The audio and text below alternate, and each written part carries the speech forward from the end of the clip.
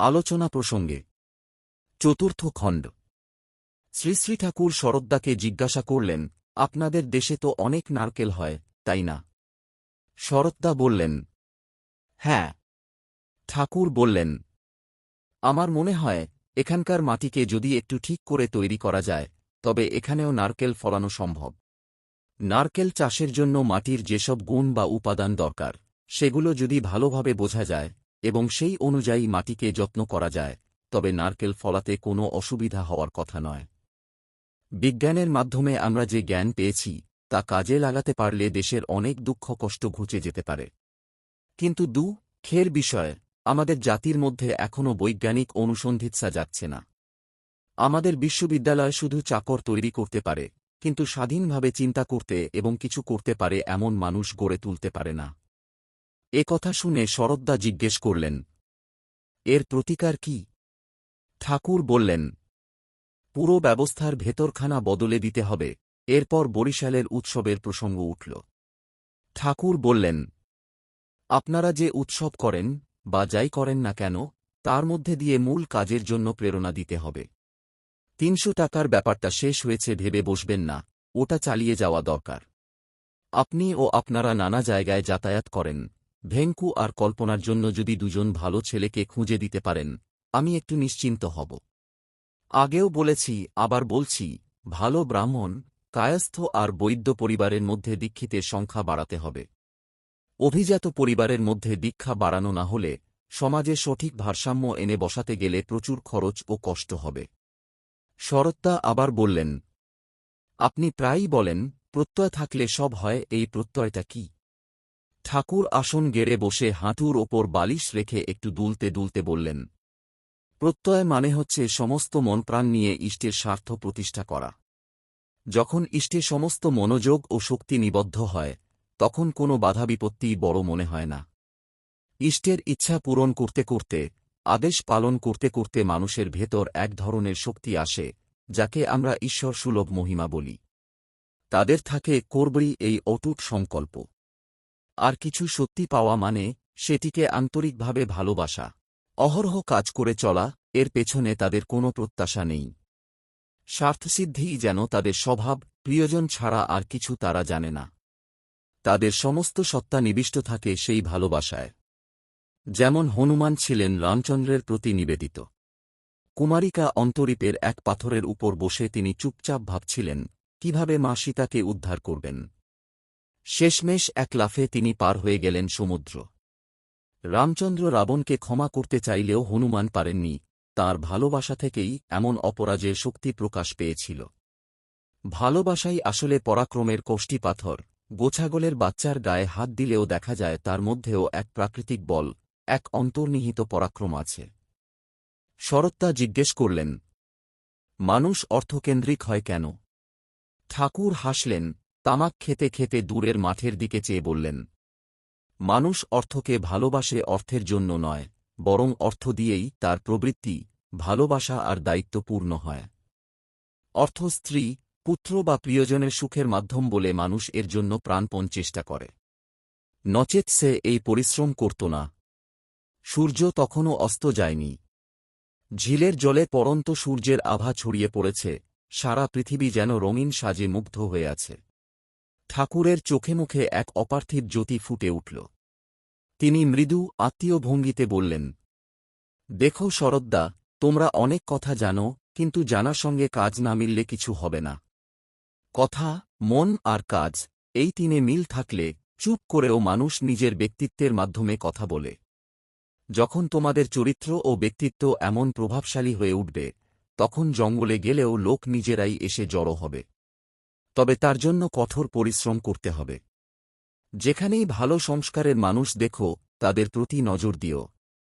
যাদের স্বভাব ভালো অথচ কিছু ভুল আছে, তাদের গড়ে তুলতে হয় ধৈর্য, সহ্য আর নিয়মিত পরিশ্রম দিয়ে। তৈরি মানুষ কমই পাবে, কিন্তু চিন্তা করো না। তোমাদের মধ্যে কয়েকজন যদি সত্যিই গড়ে ওঠো, তবে অন্যরাও সময়ের সঙ্গে গড়ে উঠবে। সেনের মতো দৃষ্টি রেখে চললে দেখবে, তোমাদের সান্নিধ্যে অনেক মানুষ সত্যিকারের মানুষ হয়ে উঠবে। এখানে থাকাকালীন বাড়ি বাড়ি গিয়ে সকলের সঙ্গে দেখা করবে, কথা বলবে, তাদের ভালো মন্দ বুঝবে। শুধু বাইরে ধর্মকর্ম করলেই চলবে না, আশ্রম ও পারিবারিক জীবনেও সেই সাধনার প্রযোগ দরকার। ঘর ঠিক না থাকলে বাইরেটা ঠিক হওয়া কঠিন। মাঝে মাঝে তপবনে গিয়ে মাস্টার ও ছেলেদের সঙ্গে বসবে। সুযোগ পেলে স্থানীয় লোকজনের সঙ্গেও মিশবে। শ্রদ্ধা বজায় রেখে যতটা সম্ভব সৎসঙ্গ ও আলোচনা করবে। যাদের সঙ্গে মিশছ তারা যেন নিজেদের স্বভাব ও যোগ্যতা অনুযায়ী বিকশিত হতে পারে, সেদিকেও যত্ন নেবে। কে কেন কষ্ট পাচ্ছে, কে বা কেন নিজের বিকাশে বাধা পাচ্ছে, এসব মনোযোগ দিয়ে বুঝে তার প্রতিকার করার চেষ্টা করবে। এর জন্য ধ্যান দরকার এবং চিন্তার সঙ্গে কাজ মিলিয়ে চলা দরকার। এ কথাও মনে রাখবে, সবাই তোমার শুভচিন্তক হবে না। যাদের ভালো করতে চাও তাদের মধ্যেও কেউ কেউ তোমার ক্ষতি করার চেষ্টা করতে পারে। তাই জীবনের পথে সচেতনভাবে এমনভাবে চলবে যাতে সেই প্রতিকূল স্রোত তোমাকে ভাসিয়ে না নিয়ে যায়। এই কারণেই স্বস্তিসেবক বাহিনী গঠন করা প্রয়োজন। এখানকার স্বস্তিসেবকদের দিয়ে তপবনের কৃষিক্ষেত্র সুন্দরভাবে গড়ে তুলবে। যেখানে যেখানেই সৎসঙ্গী বন্ধুদের দল আছে সেখানে একটি করে আদর্শ কৃষিক্ষেত্র তৈরি করবে। কৃষি ও কৃষিজাত শিল্প যত বাড়বে, মানুষের খাদ্যবস্ত্র সমস্যার সমাধান তত সহজ হবে। তবে প্রথম কাজ হচ্ছে প্রতিটি এলাকায় দীক্ষিতদের সংখ্যা বাড়ানো ও স্থানীয় কর্মী তৈরি করা। তারপর প্রয়োজন বারবার উৎসাহ দিয়ে তাদের কাজে ধরে রাখা। আরও 2টি ভ্রাম্যমাণ দল গঠন করা দরকার, এর জন্য 2টি মাহুত ঠিক করো। সন্ধ্যা পেরিয়ে গেছে। শ্রী শ্রী ঠাকুর সেখানে থেকে ফিরে মাতৃমন্দিরের পিছনের বকুলতলায় বেঞ্চে বসেছেন। ধীরে ধীরে অনেকে এসে উপস্থিত হল। সাধনার জ্বরের জন্য তিনি চিন্তিত। সরোজিনীমাকে জিজ্ঞেস করলেন, সাধনা এখন কেমন আছে? সরোজিনীমা জানালেন, এখন জ্বর কমে এসেছে, মাথার ব্যথাও অনেকটা কমেছে। ঠাকুর ব্যথিত কণ্ঠে বললেন, মেয়েটা শুধু ভোগ করছে, আমার খুব খারাপ লাগছে। শ্রী শ্রী ঠাকুর চুপচাপ বসেছিলেন। ঠিক তখন এক গরু খুঁড়িয়ে খুঁড়িয়ে পাশে দিয়ে যাচ্ছিল। ঠাকুর জিজ্ঞাসা করলেন, গরুটা খোঁড়ায় কেন রে? কার গরু এটা? ইন্দুদা বললেন, গ্রামের কারও হবে। ঠাকুর বললেন, মানুষ এখন গরু পোষে কিন্তু ঠিকমতো যত্ন নেয় না। দেখো, সন্ধ্যার পরেও গরুটা একা ঘুরে বেড়াচ্ছে। মনে হয় এর কোনো মালিক নেই। গরুর চেহারায়ও বোঝা যায় ঠিকমতো খাবার পায় না। ছোটবেলায় দেখতাম লোকজন গরু বাছুরের খুব যত্ন নিত, এখন আর তেমন দেখি না। অক্ষয়দা বললেন, আপনি যেমনভাবে গরুর যত্ন নিতে বলেন তাতে তো খরচ অনেক বেড়ে যায়। ঠাকুর মৃদু হেসে বললেন, খরচের চেয়ে দরদ বেশি দরকার। গো পালন গৃহস্থের এক ধরনের ধর্ম। তাই তো বলে গোমাতা।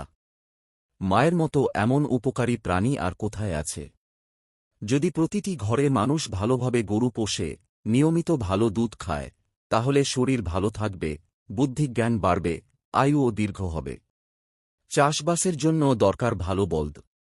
আমাদের দেশে প্রথম থেকেই কৃষি আর গোরক্ষা একে অপরের সঙ্গে গভীরভাবে জড়িত। গোবরের মতো সার আর সংক্রমণ নিবারক জিনিসও কমই আছে। এজন্যই আমাদের ভগবান শ্রীকৃষ্ণকে বলে রাখালরাজ। তিনি গোষ্ঠে গোষ্ঠে ধেনুর চড়ান করতেন, আর বলরাম নিজেই হাল ধরতেন।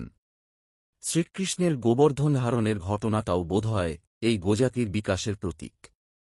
ঠাকুর জিজ্ঞাসা করলেন, শরৎদা কোথায়? উমাদা বললেন, বোধহয় খেপুদার বাড়ি গেছেন। ডাকব?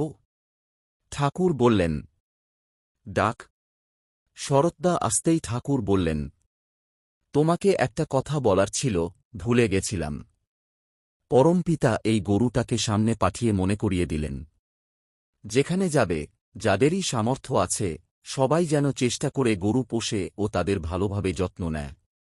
দেখবে এতে ঘরে ঘরে লক্ষ্মী ফিরে আসবে। আর শ্রীকৃষ্ণকে যে গোবর্ধনধারী বলা হয়, আমি যদি বলি তিনি ছিলেন গোজাতির উন্নতি ও রক্ষার নীতির ধারক ও পালক, সেটা কি ভুল? শরৎদা বললেন, অভিধান দেখার দরকার নেই। অভিধানে হয়তো এমন ব্যাখ্যা পাওয়া যাবে না, তবে শব্দের মূল অর্থ থেকেই আপনার ব্যাখ্যাটা সহজে সমর্থন করা যায়। ঠাকুর হেসে বললেন, আরে দেখি না, আমি তো একদম সাধারণ মানুষ, মুখে যা আসে তাই বলি।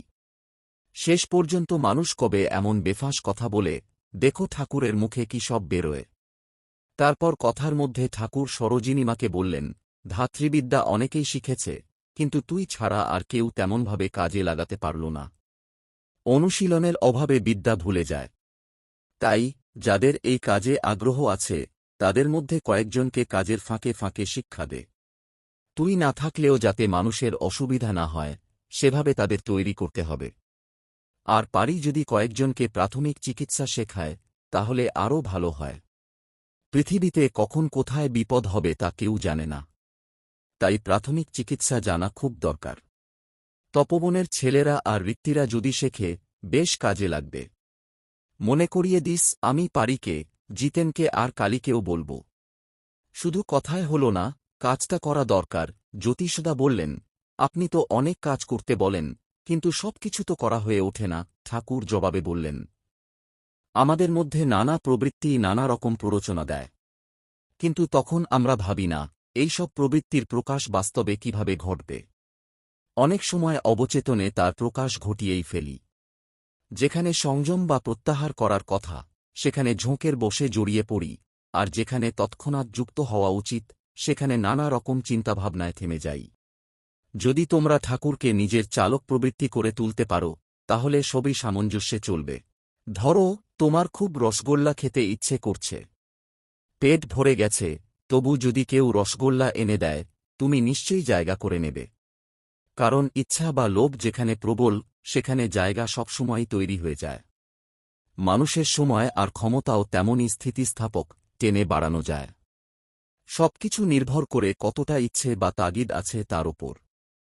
একজন ভক্ত এসে ঠাকুরকে বলল, দুরবস্থার কারণে কাজে মন বসে না, সব সময় দুশ্চিন্তায় থাকি, কি করব বুঝতে পারি না।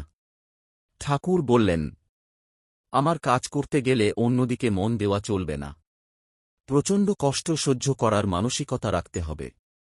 ধরো তুমি সপরিবারে অনাহারে আছ, তখনও হয়তো আমি তোমাকে বলব যার অনেক আছে তাকে তার বিলাসের জন্য কিছু দিতে। যদি তুমি সে অবস্থায়ও খুশি থেকে কাজ করো, বুঝব তুমি সত্যিই এখানকার যোগ্য। মানুষ কাকে কতটা ভালোবাসে তা বোঝা যায়, তার প্রিয়জনের সুখের জন্য সে কতটা কষ্ট সহ্য করতে পারে। ভক্ত বলল, আমি নিজের কষ্ট সহ্য করতে পারব, কিন্তু ছেলেমেয়ের কষ্ট দেখলে মন ভেঙে যায়। ঠাকুর বললেন, তোর ছেলেমেয়েদের প্রতি যেমন মায়া আমারও তার প্রতি ততটাই মায়া আছে। চাইলে আমি এখনই তাদের কষ্ট দূর করতে পারি, কিন্তু তাতে তুই মানুষ হবি না। তুই মানুষ না হলে তোর ছেলেমেয়েরাও মানুষ হবে না।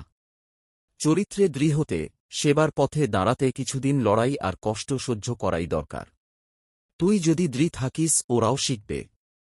তুই যদি হাজার মানুষের দুঃখ মোচন করতে চাস, নিজের সামান্য অসুবিধায় ভেঙে পড়লে চলবে কিভাবে? কষ্ট থাকবেই, এই জেনে কাজ শুরু করতে হয়। আমি বিশ্বাস করি না কেউ সত্যিই কষ্টে কাজ ছেড়ে দেয়। যাদের আসল মনোযোগ অন্যদিকে তারাই ঘাবড়ে যায়। যার আসল লক্ষ্য বা ভালোবাসা একনিষ্ঠ হয় তার জন্য আর কোনো বাধা থাকে না। এই লক্ষ্যটাকেই জীবনের মিশন করে নিতে হবে। বিলাস আরামে থাকলে সেই পথ পাওয়া যায় না। ভালো করে যা আছে সেটা মন দিয়ে দেখা আর বোঝার চেষ্টা করো। কিন্তু যেদিকেই যাও না কেন, যদি নিজের উন্নতি আর কল্যাণের দিকে মনোযোগ থাকে তবে তাতেই তুমি সত্যিকারের বড় হতে পারবে। অনেকে মনে করেন বড় হওয়া মানে অনেক টাকার মালিক হওয়া। টাকার অভাবে তারা নিজেদের ছোট মনে করেন, কিন্তু আমার ধারণা ঠিক উল্টো। আমি মানুষকেই সবচেয়ে বড় সম্পদ মনে করি। শুধু টাকা থাকলেই প্রাণের জাগরণ ঘটে না, আর টাকায় অন্যের প্রাণ জাগানো যায় না। কিন্তু যদি ভালোবাসা দিয়ে নিজের মধ্যে প্রাণের জাগরণ আনতে পারো আর অন্যের মধ্যেও সেই জাগরণ ঘটাতে পারো, তবে মানুষ তোমার আপন হয়ে দাঁড়াবে। যিশু বলেছিলেন, তোমরা আমার সঙ্গে এসো, আমি তোমাদের মানুষ ধরতে শেখাব। যে মানুষকে জাগাতে পারে, পথ দেখাতে পারে, তাকেই আমি বড় মানুষ বলি। যার পাশে মানুষ থাকে, যার কারণে মানুষের জীবন উন্নত হয়, তার অর্থের কখনো অভাব হয় না। অর্থ মানে শুধু টাকা নয়, এটা জীবনের আশীর্বাদ। তাই বলি, যদি তুমি শুধুমাত্র সম্পদের দেবী লক্ষ্মীর পূজা করো কিন্তু জীবনের দেবতা নারায়ণকে ভুলে যাও, তবে সত্যিকারের লক্ষ্মী তোমার ঘরে টিকবে না। নারায়ণ মানে জীবনের পথপ্রদর্শক, যিনি মানুষকে বিকাশের পথে নিয়ে যান। যে যত বেশি মানুষকে উন্নতির পথে এগিয়ে দিতে পারে, সে তত বড় নারায়ণ। আর যেখানে নারায়ণ থাকে, সেখানেই লক্ষ্মী অচল হয়ে থাকে। হিটলার আর মুসোলিনির কথাই ধরো। একসময় তারা সাধারণ মানুষ ছিল, খেতে পেত না। কিন্তু তারা নিজেদের স্বার্থে মানুষকে চালাতে জানত। তাই তাদের অর্থ ও ক্ষমতার অভাব হয়নি। যতদিন তারা সত্যিকারের নিজস্ব উন্নতির পথে ছিল, ততদিন তারা সাফল্য পেয়েছে। কিন্তু টাকাকে জীবনের মুখ্য লক্ষ্য ভাবা, এটা আসলে মূর্খতার লক্ষণ।